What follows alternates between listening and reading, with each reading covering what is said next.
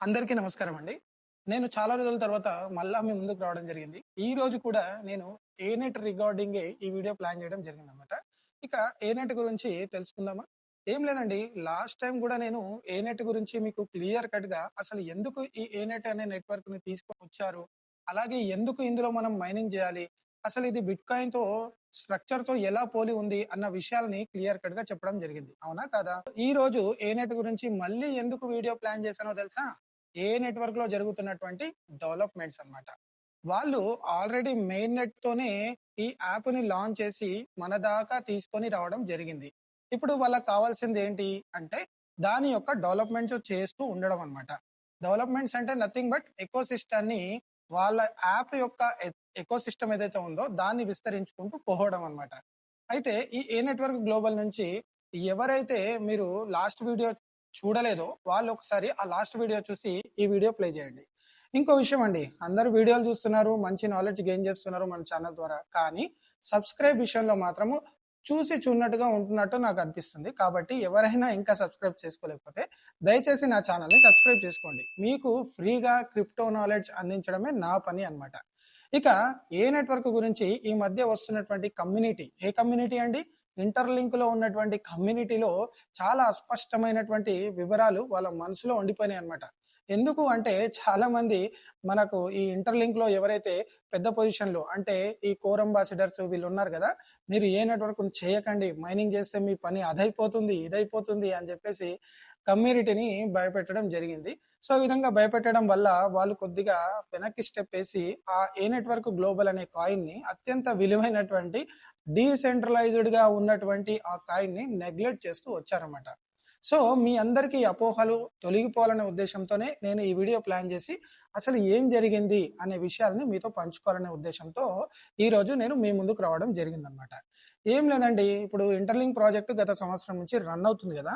ఈ interlink project లో ఈ మన ఎవరండి వెల్దీ వైఫ్ క్రిప్టో రాజేష్ గారు ఉన్నారు కదా ఆయన, అలాగే మహేష్ మ్యాగ్నస్ ఉన్నాడు కదా ఆయన, ఇక కుర్రం ఉన్నాడు కదా కుర్రం జాహిద్ గారు ఆయన, వీళ్ళంతా ఒక కోర్ అంబాసిడర్స్ బ్యాచ్ లో ఉండేవాళ్ళు అనమాట. అంటే ఇంటర్లింక్ లో కొన్ని ప్రమోషన్స్ ఉంటాయి కదా, T3 T2 T1 global ambassador, core ambassador అని.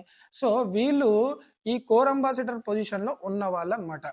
అయితే ఈ కుర్రం జాహిద్ గారు ఏం చేశారంటే ఈ ఏ నెట్వర్క్ ని డెవలప్ చేస్తాను, నేను ఇంటర్లింక్ లో కొనసాగలేను అని చెప్పేసి తన వ్యక్తిగత కారణాల వల్ల ఆయన ఇంటర్లింక్ ను వదిలేసి బయటికి రావడం జరిగిందనమాట. సో అలా బయటికి వచ్చిన తర్వాత వీళ్ళకు కూడా సపోర్ట్ అడిగి మా ఏ నెట్వర్క్ కమ్యూనిటీ కావాలి, హెల్ప్ చేయండి అని చెప్పారు. చెప్పిన తర్వాత వీళ్ళిద్దరు కూడా వాళ్ళ వంతు సహకారం అందించారు. బట్ ఆఖరికి వాళ్ళిద్దరి మధ్య ఏం గొడవ జరిగిందో గానీ ఆ గొడవల కారణంగా నువ్వెంత అంటే నువ్వెంత అనుకోవడం జరిగిందనమాట. సో ఈ విధంగా వీళ్ళిద్దరి గొడవల కారణంగా కమ్యూనిటీ ఒక ట్రాన్స్ లో ఉండిపోయింది. అసలు ఏ నెట్వర్క్ చేయాలా వద్దా, చేస్తే మంచిదా కాదా అనేది చాలా కన్ఫ్యూజన్ లో ఉండిపోయారు. బట్ మన ఛానల్ అలా ఉండదు కదా. ఏదైనా ఇంపార్టెంట్ ఉంటేనే, ఏదైనా జెన్యున్ గా ఉంటేనే మన ఛానల్లో ప్రెజెంటేషన్ ఇవ్వడం జరుగుతుంది అనమాట. సో ఉట్టి ఏ నెట్వర్క్ గురించే కాదండి, ఈవెన్ ఇంటర్లింక్ నెట్వర్క్ అయినా సరే, దాంతో పాటు ఇంకో 30 నెట్వర్క్లు అయినా సరే, అవి ప్రాజెక్టులు మంచిగా ఉంటే వేటిని వదలకండి. అన్ని జెన్యున్ గానే పనిచేస్తాయి. ఒకవేళ జెన్యున్ గా పని చేయలేకపోతే మన టైం వేస్ట్ అవుతుంది తప్ప మనం పెట్టే పెట్టుబడి ఏం లేదనే విషయాల్ని మనం కూలంకషంగా ఎప్పటికప్పుడు పబ్లిక్ కి అవేర్నెస్ చేస్తూ ఫ్రీగా క్రిప్టో నాలెడ్జ్ ని అందించడమే నా పని అన్నమాట. సో వీళ్ళిద్దరి మధ్య గొడవలకు ఒక పులి స్టాప్ పెట్టాలి అన్న ఉద్దేశంతో మొన్నే రీసెంట్ గా ఒక 2 days బ్యాక్ నేను ఒక ఎంఏ సెషన్ కండక్ట్ చేయడం జరిగింది. అది తెల్లవారుజామున 4:30 దాకా ఆ ఎంఏ సెషన్ ని నేను కంటిన్యూ చేసిన తర్వాత అందులో అక్కడి నుంచి వచ్చారు, ఇక్కడి నుంచి వచ్చారు, మధ్యవర్తిత్వం చేశాము. ఈ ఇద్దరి మధ్య ఉన్నటువంటి గొడవల్ని సమన్వయం చేసి ఇక మీ దగ్గరికి వీళ్ళు రావద్దు, వీళ్ళ దగ్గరికి మీరు రావద్దు అనే విషయాన్ని క్లియర్ కట్ గా మాట్లాడుకొని సాల్వ్ చేసుకోవడం జరిగిందనమాట. ఇక శుభం కార్డు పడినట్టే. ఇక ఎవరికైనా ఏమైనా ఏ నెట్వర్క్ గురించి అపోహలు ఉంటే అవన్నీ వదిలేయండి.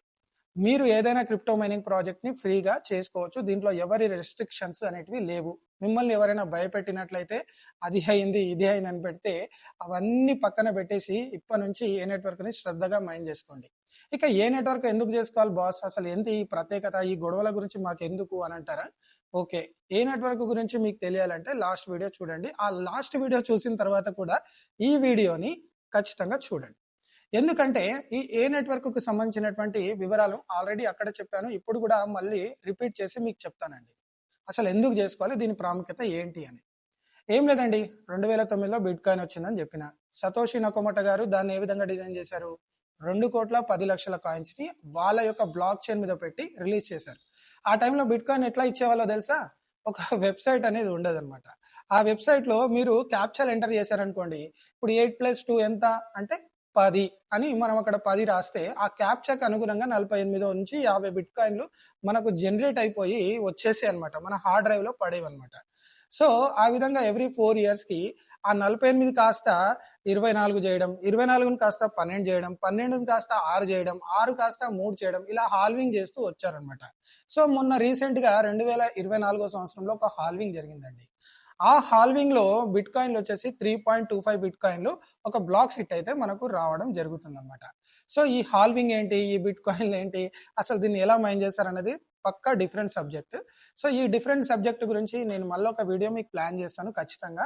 బిట్ కాయిన్ ఇప్పుడు కూడా మీరు మైన్ చేసుకోవచ్చు, కాకపోతే దాని యొక్క ఆల్గరిథమ్స్ కానీ దాని యొక్క మ్యాథమెటికల్ ప్రాబ్లమ్స్ కానీ చాలా ఎక్కువగా కరెంటుతో కూడుకున్నటువంటి, చాలా ఎక్కువ కరెంటు బిల్లు వస్తుందంట, సో ఎక్కువ పవర్ జనరేట్ కావాలి అనే విషయాల్ని నేను మీతో షేర్ చేసుకుంటాను. ఓకేనా, అది కనుక మీరు మైండ్ చేశారంటే మీ ఇంట్లో కరెంటు బిల్లు రోజుకు వేలలో అలా వెళ్ళిపోతూ ఉంటుందన్నమాట. ఆ సబ్జెక్ట్ వేరు. ఇక ఏ నెట్వర్క్ గురించి వద్దామండి.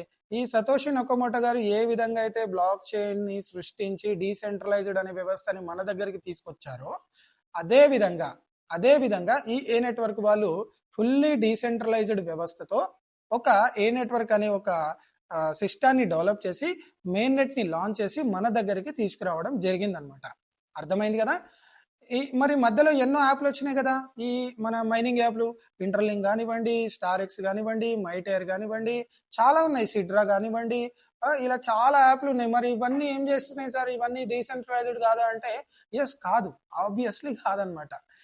ఇవన్నీ ఏంటి అంటే సెంట్రలైజ్డ్ ఒక మైనింగ్ యాప్స్ అనమాట. సెంట్రలైజ్డ్ అంటే ఏం లేదండి, నథింగ్ బట్ ఇప్పుడు నేను ఒక కొన్ని కాయిన్స్ ని మీకు మైనింగ్ ఇచ్చాను, నా సప్లై వచ్చేసి ఒక వైట్ పేపర్ రిలీజ్ చేస్తా, 1000 కోట్లు అని చెప్తా. 1000 కోట్లలో మీకు 800 కోట్లు మీద అండి, 200 కోట్లు నాది, మీ 800 కోట్లు మీరు మైన్ చేసుకోండి అని ఇస్తా.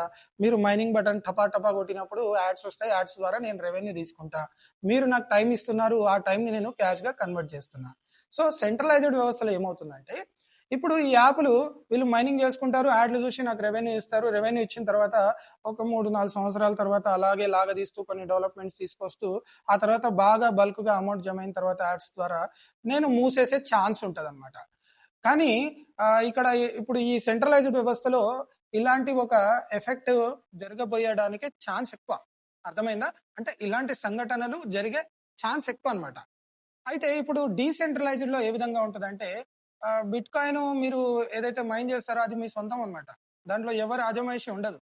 అలాగే ఇప్పుడు ఈ ఏ నెట్వర్క్ లో కూడా మీరు ఎంతైతే మైన్ చేస్తారో ఆ కాయిన్ మీ సొంతం అనమాట. దాంట్లో మళ్ళీ ఓనర్ నాకు 20%, మీకు 80% అనేవి ఇక్కడ ఎక్కడ ఉండవు అనమాట. ఎంతైతే కాయిన్ మైన్ చేస్తారో అంత కాయిన్ మీదే.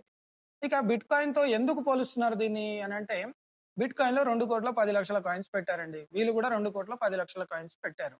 బిట్ కాయిన్ అనేది 5 అంచెల లేయర్స్ తో కూడుకున్నది. అంటే ఒక బిట్ కాయిన్ సెక్యూరిటీ సిస్టమ్ ఏ విధంగా ఉంటుందంటే 5 లేయర్స్ తో ఉంటుంది.